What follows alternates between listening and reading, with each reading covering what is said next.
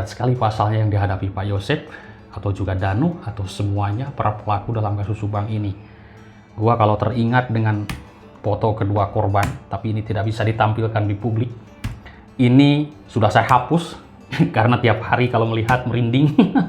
Merinding teman-teman ya, tiap hari kalau melihat foto kedua almarhumah itu yang asli saya dulu punya.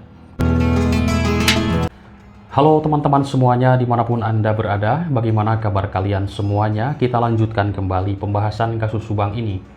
Tadi sudah kita simak bersama, yaitu sidang lanjutan kasus pembunuhan Ibu Tuti dan Amalia di Subang, Jawa Barat ini.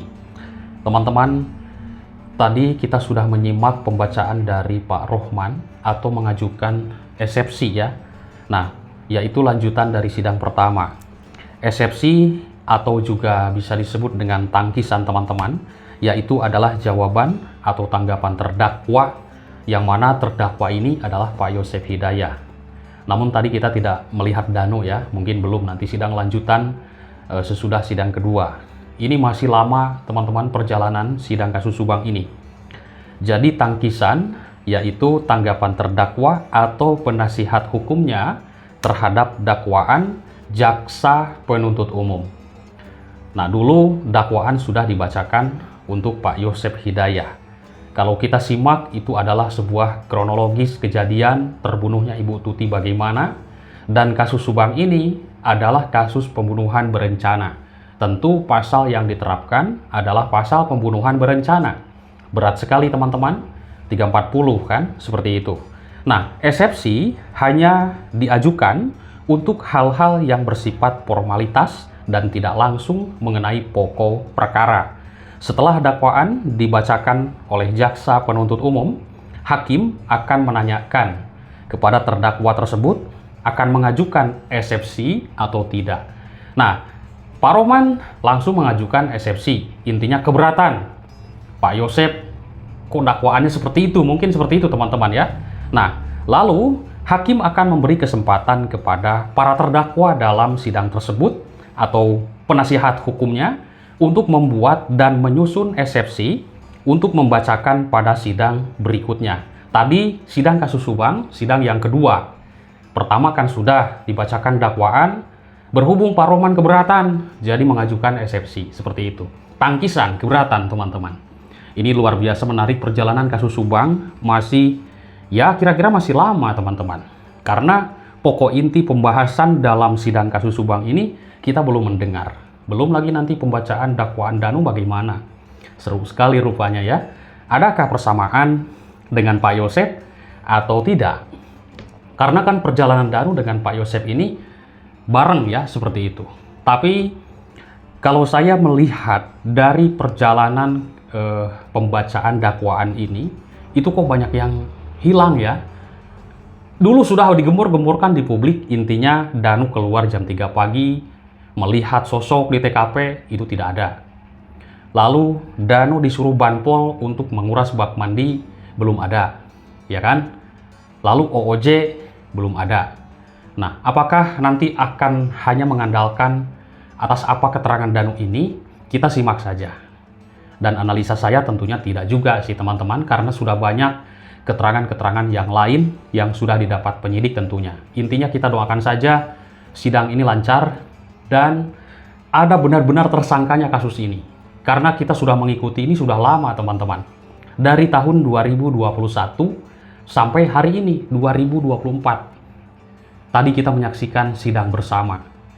Nanti akan dilanjutkan lagi, tadi tanggal 7 ya infonya. Oke, pihak Yosep Hidayah atau intinya Pak Rohman Hidayat CS, yaitu mengajukan keberatan atas dakwaan pembunuhan berencana yang dilakukan oleh Yosep terhadap Ibu Tuti dan Amalia di Subang, Jawa Barat. Mereka pun yaitu akan mengajukan eksepsi. Tadi sudah Pak Rohman bacakan semuanya. Nah, hal itu menurut Pak Rohman Hidayat, kuasa hukum Yosep, usai persidangan di Pengadilan Negeri Subang, pihaknya mengaku akan segera mengajukan gugatan eksepsi. Ini luar biasa ya, teman-teman. Oke, menurut Pak Rohman, kita sebetulnya mintanya waktu 2 minggu. Yaitu untuk mempersiapkan eksepsi. Tapi mentok sama lebaran. Jadi diberikan waktu 1 minggu saja untuk mempersiapkan eksepsinya. Insya Allah minggu depan kita bisa memaksimalkan gugatan eksepsinya, baik secara formalnya dakwaan maupun substansi dakwaan. Ini menurut Pak Rohman. Nah, dalam kasus Subang ini, ya wajar sekali publik sih banyak yang percaya dengan Yosef, banyak juga yang tidak percaya. Maksudnya, yaitu banyak yang percaya Pak Yosef bukan pelaku, dan banyak juga Pak Yosef adalah aktor utama yang mengatur sebuah skenario dalam kasus Subang ini. Saya menilai publik ya wajar menilai apapun itu. Baik prasangka buruk terhadap Danu, baik prasangka buruk terhadap Yosef, ya kan? Kita kan sama-sama dalam mengikuti kasus Subang ini. Jadi pengen sekali kasus Subang ini cepat selesai, dan siapakah sebenar-benarnya tersangkanya? Nanti kan ada ketok palu dari hakim, yaitu memutuskan vonis terhadap para pelaku. Sudah bukan para tersangka lagi, tapi para pelaku yang begitu sadis mengeksekusi kedua korban adalah perempuan. Ini manusia, bukan hewan loh teman-teman. Jadi pantas mendapatkan hukuman yang berat ya para pelaku ini. Karena begitu sadis ketika kita mendengar dari hasil autopsi. Sudah mendengar kan teman-teman ya? Dan saya pun sudah melihat foto asli dari kedua almarhumah yang ya intinya hancur seperti itu. Tidak usah kita bahas ya teman-teman, malah merinding. Saya langsung melihat foto asli teman-teman. Nah, itulah gambaran dari yang dibacakan, yaitu sesudahnya di autopsi. Waduh, luar biasa. Oke, baik. Teman-teman, Rohman Hidayat menilai dakwaan dari JPU terhadap kliennya tidak jelas. Kenapa ya tidak jelas? Sebab terdapat beberapa poin dakwaan yang dinilai penasihat hukum tidak berdasarkan uraian yang jelas. Ya, kita mungkin melihat dari kronologis tentang kasus Subang ini. Benarkah banyak yang hilang dari cerita-cerita JC ini, cerita Danu ini? Coba nanti teman-teman bisa melihat, bisa menyimak kembali dari jejak digital mereka yang dulu-dulu sebelum saya membahas kasus Subang ini. Kan saya membahas kasus Subang ini tidak dari bulan Agustus, tapi dari bulan September 2021 akhir.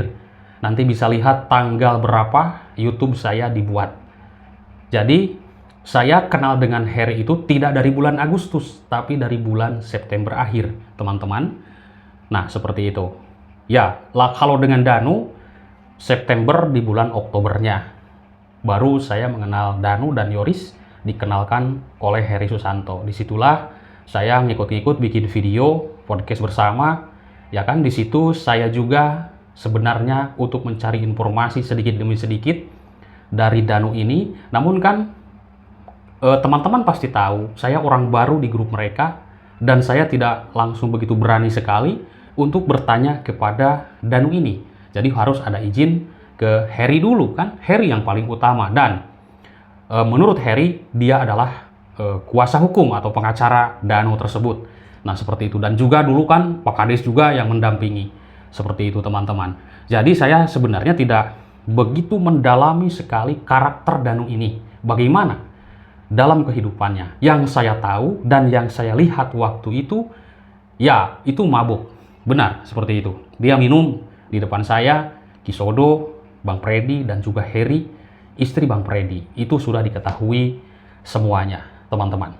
Oke, teman-teman, pada prinsipnya, menurut Pak Rohman Hidayat, ini banyak sekali keterangan-keterangan yang tiba-tiba, tadi dalam isi dakwaan, ada kata tiba-tiba, Ibu Mimin ada di dalam rumah. Nah, kita nggak tahu, menurut Pak Rohman, kapan masuknya Ibu Mimin ke dalam rumah. Itu kan uraiannya harus jelas menurut Pak Rohman Hidayat penjelasannya. Ada bahasa tiba-tiba. Ya, nanti kita lihat teman-teman ya persidangan lanjutan. Karena kasus Subang ini persidangan kalau kita lihat masih belum puas. Sidang pertama baru pembacaan dakwaan. Sidang kedua baru pembacaan eksepsi dari Pak Rohman atau penolakan seperti itu, tangkisan teman-teman dari dakwaan tersebut.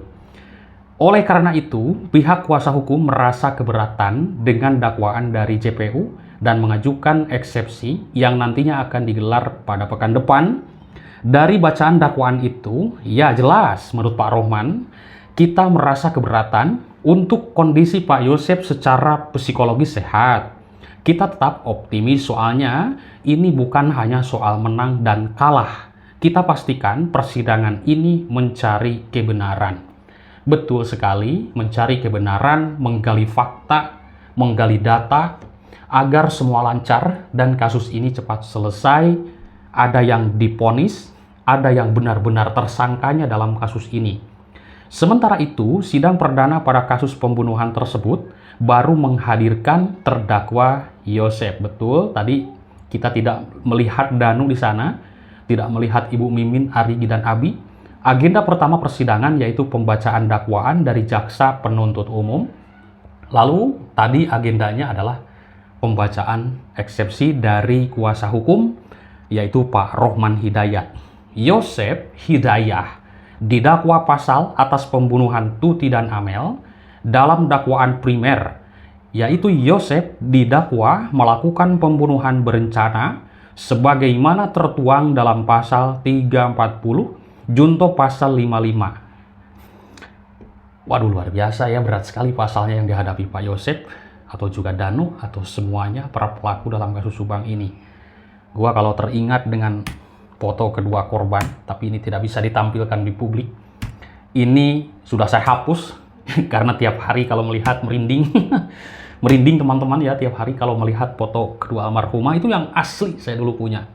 Cuman tidak dibagikan ke publik dan tidak boleh itu teman-teman. Oke teman-teman, doakan saja kedua almarhumah yaitu diterima di sisi Tuhan Yang Maha Kuasa dan juga diterima atau diampuni dosa-dosanya teman-teman ya, karena kita semuanya berharap kasusnya ini cepat selesai.